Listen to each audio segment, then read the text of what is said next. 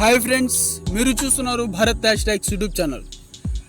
ఆ స్త్రీమూర్తి సర్వ సద్గుణ శోభిత రూపవతి అనగా అందగత్తె కూడా రాజవంశానికి చెందిన స్త్రీ అయినా ఆమెను వివాహం ఆడటానికి ఏ రాకుమారుడు ముందుకు రాలేదు.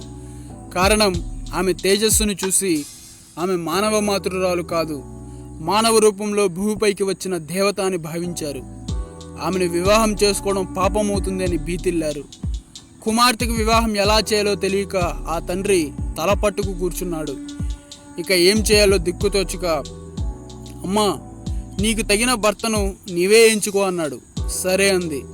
తనకు కాబోయే భర్త గుణగణాలను విని అతనినే వివాహం చేసుకోవాలనుకుంది. తండ్రికి ఆ పేరు చెప్పింది. పితృదేవుడు సంతోషించాడు. ఇంతలో అక్కడికి దేవర్షి నారద మహర్షి వేంచేశారు. తన కూతురు ఎంచుకున్న వ్యక్తి ఆమెకు తగిన భర్త అవుతాడా అని ఆ మునీంద్రుడిని ప్రశ్నించాడు. అన్ని విధాలా సరైన వాడే, కానీ అని ఆగారు దేవర్షి. ఆ రాజు, చెప్పండి మునీంద్ర, సంశయించకండి, మీరు ఏది చెప్పినా మా మేలు కోరే చెబుతారు అన్నాడు. మునీంద్రుల మాటలపై పూర్తి విశ్వాసం ఉన్న నరేంద్రుడు, ఆ రాకుమారుడికి సరిగ్గా 1 సంవత్సరం మాత్రమే ఆయుర్దాయం ఉంది అన్నాడు. రాజు విచలితుడయ్యాడు. కూతురికి అలా అకాల వైధవ్యం సంప్రాప్తించడం ఏ తండ్రికి శుభవార్త అవుతుంది కనుక కుమార్తెతో ఆ వ్యక్తిని తప్ప ఇంకెవరినైనా కోరుకోమన్నాడు. అప్పుడు ఆ పుణ్యశీల, దీర్ఘాయురధవాల్పాయు సగుణో నిర్గుణో పివా సకృద్వృతో మయా భర్త నద్వితీయం వృణోమ్యహం. ఒకసారి మనసులో నిర్ణయించుకున్న తర్వాత అల్పాయుష్కుడైన, దీర్ఘాయువైన, సగుణుడైన, దుర్గుణుడైన అతడే నా భర్త. రెండవ వ్యక్తికి తన మనసులో తావు లేదు అని అంది. గత్యంతరం లేక ఆ తండ్రి ఆ వివాహానికి ఒప్పుకొని కార్యాన్ని జరిపించాడు. ఆమె చరిత్రలో సుస్థిర కీర్తిని ఆర్జించిన మహాసాధ్వి సావిత్రి. ఆ తండ్రి మద్రదేశాధిపతి అయిన అశ్వపతి 18 సంవత్సరాలు సావిత్రీదేవిని ఉపాసించి ఆమెను పుత్రికగా పొందాడు. ఆ దేవి ఉపాసన ఫలితంగా జన్మించిన ఆ లలనామనికి సావిత్రి అని నామకరణం చేసి అల్లారు ముద్దుగా పెంచాడు. ఇక ఆమె వివాహం చేసుకున్న ఆ రాకుమారుడు సత్యవంతుడు, సత్యమే ప్రాణంగా జీవిస్తున్న మహామనిషి. శత్రురాజుల కుట్ర కారణంగా తండ్రి రాజ్యాన్ని కోల్పోవడంతో వనంలో చిన్న కుటీరాన్ని నిర్మించుకొని తల్లిదండ్రుల సేవలో నిమగ్నమయ్యాడు. వారినే సజీవ దైవాలుగా ఉపాసిస్తున్న పుత్రరత్నం అతడు. అలా అల్పాయుష్కుడు, భాగ్యహీనుడైన భర్తను సేవించడానికి సిద్ధపడిన ఆ మహాపతివ్రత వివాహం అయిన వెంటనే అంతఃపురం నుండి అడవికి ప్రయాణం కట్టింది. తన పట్టు వస్త్రాలు వదిలి నారచీరలు ధరించింది. భర్త సేవ, అత్తమామల సేవయే మహాపూజగా చేయసాగింది.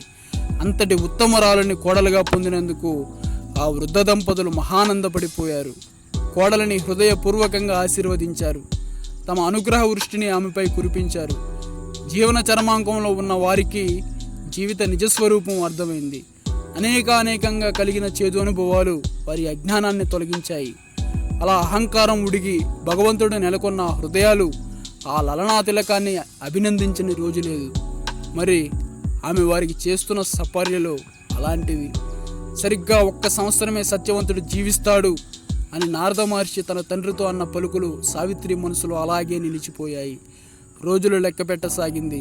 ఆ తేదీ ఇంకా 4 రోజులుందనగా ఉపవాస దీక్షకు ఉపక్రమించింది. దైవ ప్రార్థనలో లీనమైంది. ఆ రోజు సావిత్రి తాను కూడా భర్తతో అడవికి వెళ్ళడానికి సిద్ధమై అనుమతిని కోరుతుంది. సత్యవంతుడిని, అత్తమామలను ఒప్పిస్తుంది. సత్యవంతుడు కొద్దిసేపు సమిధలు, పూలు, దుంపలు సమీకరించిన తర్వాత శక్తి సన్నగిల్లి సావిత్రి ఒడిలో వాలిపోతాడు. ఆ పుణ్యవతి భర్త ప్రాణాలను తీసుకువెళ్ళడానికి వచ్చిన యమధర్మరాజును చూస్తుంది. ఆ ధర్మమూర్తితో సంభాషిస్తుంది.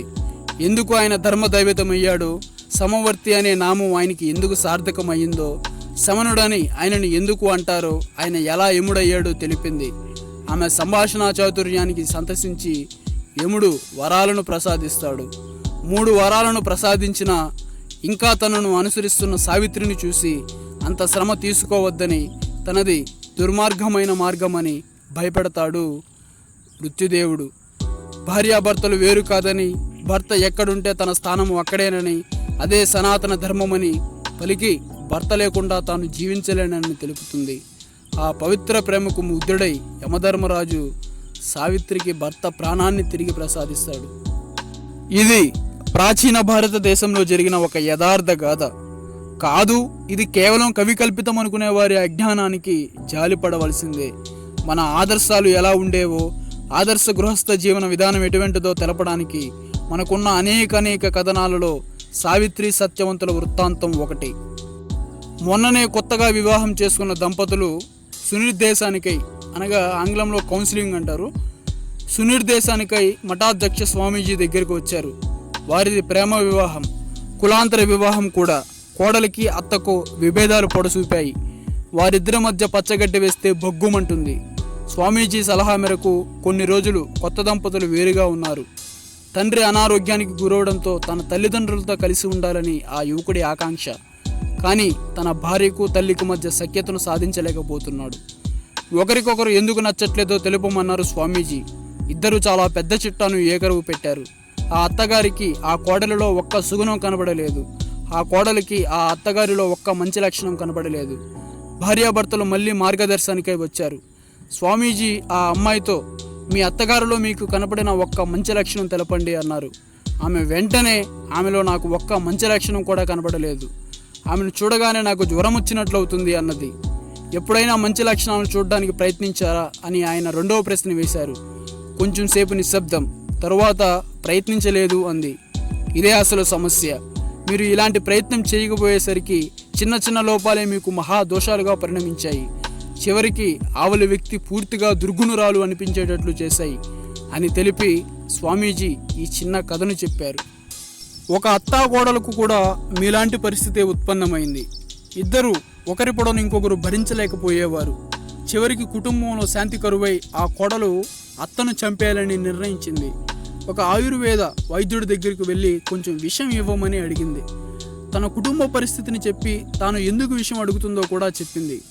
ఆ వైద్యుడు తెలివిగా, మీరిద్దరు గొడవ పడుతున్నారని మీ కుటుంబ సభ్యులకు చుట్టుపక్కల వారికి తెలుసు. కాబట్టి మీ అత్తగారు హఠాత్తుగా చనిపోతే అందరికీ మీ మీద అనుమానం వస్తుంది.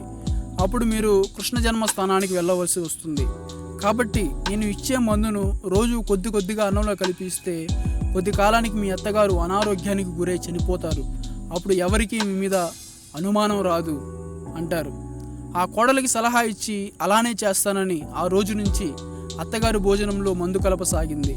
అత్తగారు షరామాములే కోడలిని చీటికి మాటికి కసురుకోసాగింది.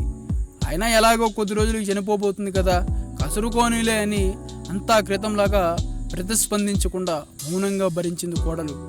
కోడలిలో వచ్చిన ఈ మార్పు అత్తగారికి ఆశ్చర్యం కలిగించింది. ఎప్పుడు వెంటనే త్రాచుపాంలా తన మీదకు వచ్చే కోడలు అలా నెమ్మదిరస్తురాలైనందుకు చాలా సంతోషించింది.